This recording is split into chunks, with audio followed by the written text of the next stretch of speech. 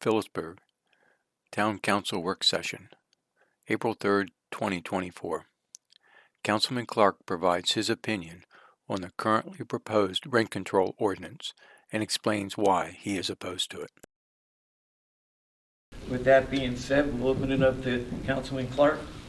Thank you, Council President.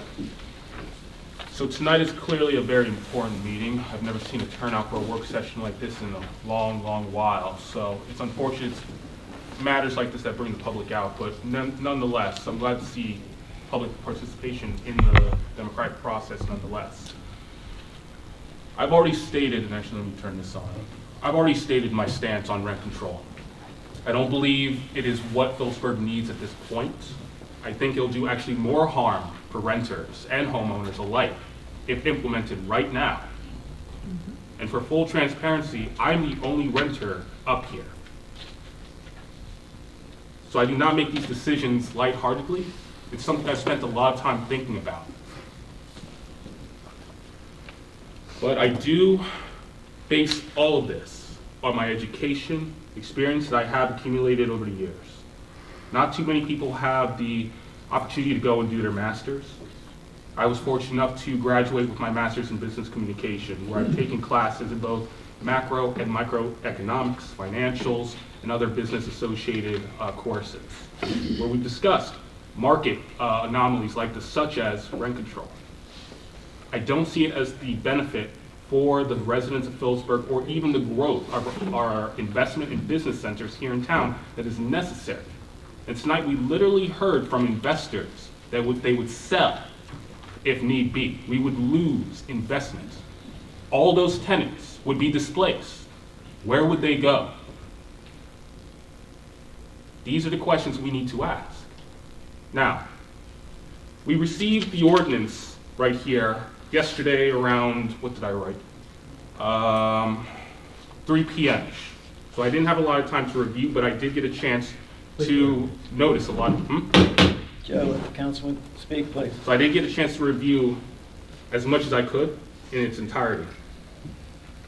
So rather than focusing on the ill points of rent control, which I've spent since 2019 discussing, I would like to bring up some points regarding the ordinance itself that has caught my eye and has concerned me. And tonight we have heard something very interesting. Much of this language is un-American. First off, reading through this, you see a good trend. The town of Phillipsburg here, the town of Phillipsburg this, the town of Phillipsburg this. It's clearly addressing the town of Phillipsburg specifically until you get to section 463-6, powers and duty of the Rent Stabilization Board, section B, where it specifically says, sufficient copies of the current rules and regulations shall be on file with the city clerk and coordinator for the Perth Amboy Rent Control Board. This was not written for Phillipsburg. This is the Perth Amboy Rent Control Ordinance. All they did was take Perth Amboy out and put the word Phillipsburg in, and they forgot to do it for one line.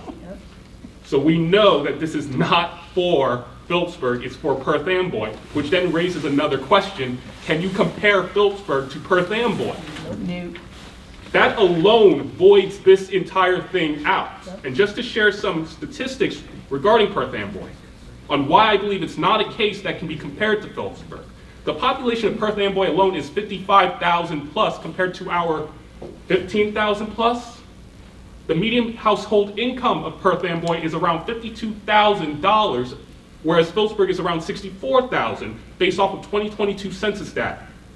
Perth Amboy renter occupation is 67%. That's nowhere near Phillipsburg, which is around, 47-ish percent? It's around the 50 mark. It's about almost half-half regarding homeowners and renters. You can't compare the two. So why are we using an ordinance that was meant for Perth Amboy to place it upon the business owners, renters, and homeowners of Phillipsburg? So that right there is just a major red flag for my concern right there. Problem number two, when you start talking about the rent control board, underneath the section, let's see, give me 1 second. 1 second. Here. Section 463-5, creation, membership, compensation, and voting of Rent Stabilization Board. Section B of composition terms, subsection 2. Each member shall serve without compensation, but each shall receive such expense and per diem allowance as the town council from time to time may deem appropriate. Who's paying for this? Who is paying for these members per diem, stipend, whatever you want to call it? They're being paid. Who's paying for this? Let me tell you, the taxpayer. Also, there has to be a lawyer to oversee this, because this board will also have the power to do subpoenas and other legal actions. Who is paying for all of that? You've seen our 11% tax hike because we're seeing spending going up. This is just more spending and expansion of government. We can't afford this. We need to get the spending under control, and this is just creating more government bureaucracy, more jobs. So I'm sorry, that I'm also against, because where's that money coming from? Also, the hardship clause. Now, under this ordinance, if passed, landlords can't charge above 3% annual, right? So on top of an 11% tax hike, we're also capping investments at 3% annual. Now, there's a hardship clause that if they need to raise taxes, they can go before this board and be considered. In order to first be considered, expenditures have to exceed 60% of their total rental income, over 60%, for them to even be considered to raise their rent in order to pay expenditures, right? I don't know about you, but what business, what investment runs at a 60% expenditure loss for you to have to then be considered to increase your revenues? And remember, keyword here is income, rental income, not profit. So you still have to pay taxes on your income, all right? This is bad business sense. And you will push out more tenants, more renters, if you put it in, because you are forcing these investors to sell their properties. And you even heard it yourself. They're either going to stay abandoned or some slumlord's going to come in and not make any improvements. So I'm sorry, but we have to look at this as long-term, because this is going to affect Phillipsburg for the next 20, 30, 40 years down the road. Affordability is at the forefront of my mind, and unfortunately, we live in New Jersey, one of the most expensive states in the country, highest property taxes. We are experiencing a shortage of housing, but it's not just specific to Phillipsburg. It's a nationwide problem, and that's what's causing rents to go up. A shortage of housing, an increase in demand, increase in rents. Rent control only addresses the symptom, but not the overall root problem, which then causes even more problems.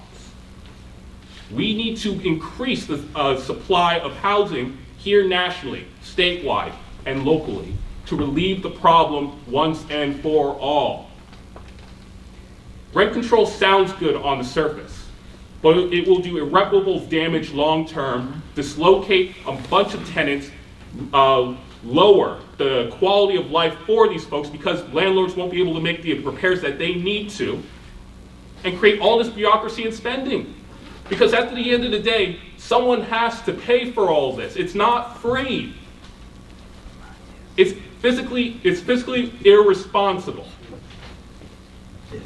And I'm sorry to be so passionate about this, but we're staring down the barrel of an 11% tax increase, a 3% investment cap, rising spending. We're looking out for y'all. Yes, y'all. And I will not apologize for Let the saying councilman talk. Thank you, Council President. Everybody up here will get an opportunity, and no councilman will tear into another one while making that statement. Everyone understand that? Thank you, Council President. You're I respect welcome. that. But again, it's a sensitive issue. But if we truly want to fix the issue, we cannot make wrong decisions.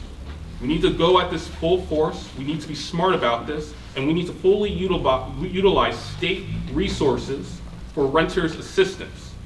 There are programs out there, one of which is the Anchor program. I've never heard anyone truly talk about it. I'm constantly on social media connecting with renters, letting them know that it's available. Yes. Joe, no exception, sorry. So, Let them talk. thank you. So that's all I'm going to say about that. So I'm not voting for this. It's going to do too much damage. But I do believe that there are there are ways we can alleviate the problem, the symptoms of the major problem, while also addressing the major economic problem that does not punish homeowners, homeowners, businesses, or even renters in the long term. So thank you.